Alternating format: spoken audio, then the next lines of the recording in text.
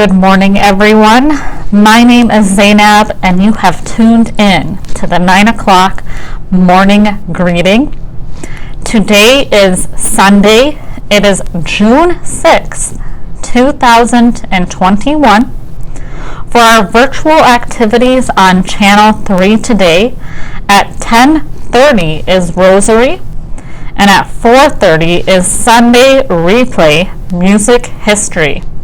So tune into those activities on Channel 3 today.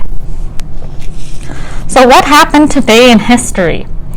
In 1683, on June 6th, the world's first university museum opens in Oxford, England.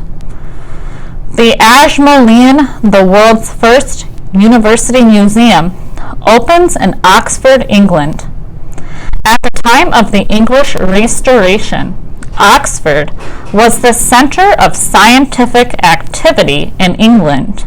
In 1677, English archaeologist Elias Ashmole donated his collection of curiosities to Oxford University, and the school's directors planned the construction of a building. To display the items permanently, acclaimed English architect Sir Christopher Wren was commissioned for the job, and on June 6, 1683, the Ashmolean opened. The first modern museum, the Ashmolean, was designed to display its collections, organized so that Oxford University could use it for teaching purposes, and was regularly opened to the public. In 1845, architect Charles R. Cockerell completed the construction of a new home for the museum's rapidly growing collection on Oxford's Beaumont Street.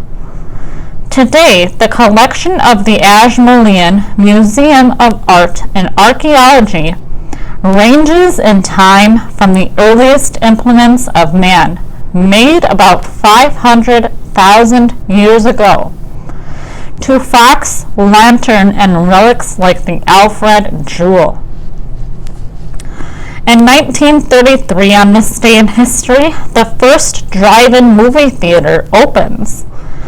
On June 6th, 1933, eager motorists park their automobiles on the grounds of Park-In Theaters, the first ever drive-in movie theater located in Crescent Boulevard in Camden, New Jersey.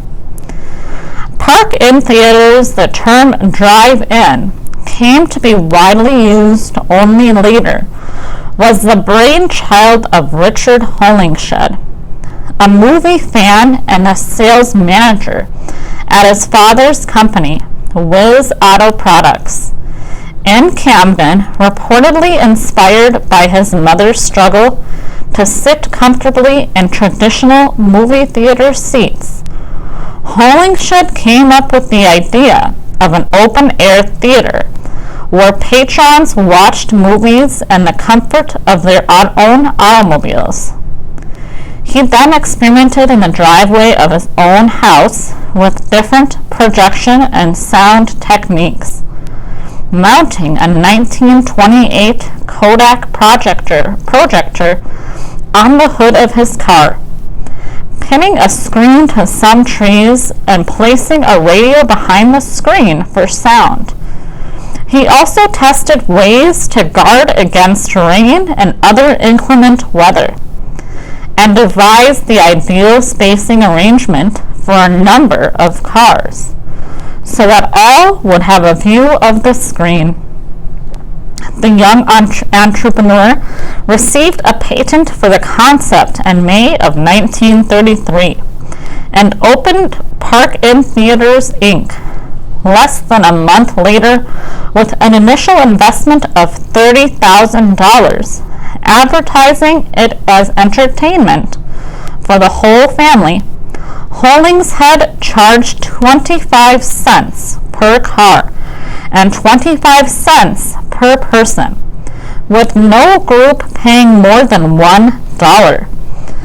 The idea caught on, and after Holinshed's patent was overturned in 1949, drive-in theaters began popping up all over the country. One of the largest was the All Weathers Drive-In of Copiague, New York, which featured parking space for 2,500 cars, a kids' playground, and a full-service restaurant, all on a 20-acre lot. Drive-in theaters showed mostly B movies. That is not Hollywood's finest fare. But some theaters featured the same movies that played in regular theaters. The initially poor sound quality Holindshed had mounted 3 speakers manufactured by RCA Victor near the screen improved, and later technology made it possible for each cars to play the movie's soundtrack through its FM radio. The popularity of the drive-in spiked after World War II and reached its heyday in the late 1950s to mid-60s, with some 5,000 theaters across the country. Drive-ins became an icon for American culture and a typical weekend destination, not just for parents and children, but also for teenage couples seeking some privacy. Since then, however, the rising price of real estate, especially in suburban areas, combined with the growing numbers of walk-in theaters and the rise of video rentals to curb the growth of the drive-in industry. Today, fewer than 500 drive-in theaters survive in the United States.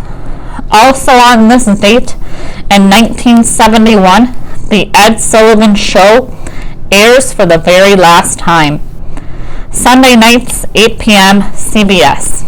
Ask almost any American born in the 1950s or earlier what television program ran in that time slot on that network, and they'll probably know the answer. The Ed Sullivan Show. For more than 2 decades, Sullivan's variety show was the premier television showcase for entertainers of all stripes, including broached belt comedians, plate-spinning vaudeville throwbacks, and most significantly, some of the biggest and most current names in rock and roll. 23 years after its 1948 premiere, The Ed Sullivan Show had its final broadcast on June 6th in 1971. In its first 8 years of existence, there was no such thing as rock and roll to be featured on the program, originally called Toast of the Town. Yet even its first broadcast made music history when Broadway composers Richard Rodgers and Oscar Hammerstein II gave the world's first taste of the score from their upcoming musical, South Pacific. Over the years, live performances of new and current Broadway shows were featured regularly on Ed Sullivan, including Julie Andrews singing Wouldn't It Be Loverly from My Fair Lady, and Richard Burton singing What Do the Simple Folk Do from Camelot. Classical and opera performers also made frequent appearances. But of course, The Ed Sullivan Show is now remembered most for providing so many iconic moments in the history of televised rock and roll. Elvis Presley's first appearance on The Ed Sullivan Show in September 1956 was actually one of his most restrained and least thrilling. It was notable, however, given Ed Sullivan's assertion earlier that year that he never allowed the King on his show. By the time the Beatles rolled around, Sullivan was far from comfortable with the hysteria young Elvis had caused. In fact, it was Ed Sullivan personally witnessing Beatlemania up close at London's Heathrow Airport in 1963 that led the Beatles being booked for their historic February 1964 American television debut. Through the rest of the 60s, the Ed Sullivan Show continued to host the day's biggest rock acts: the Rolling Stones, the Supremes, the Doors, the Mamas and Papas, Janis Joplin, and more. Gladys Knight and Pips were the musical guests on the final episode of the Ed Sullivan Show, which was canceled shortly after its return broadcast on this day in 1971. So those were today's happenings in history.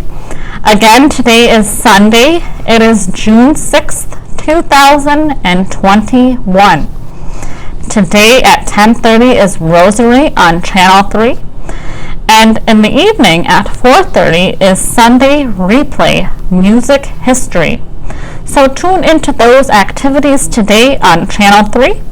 Hope you all have a wonderful rest of your day, and I will see you in the next greeting.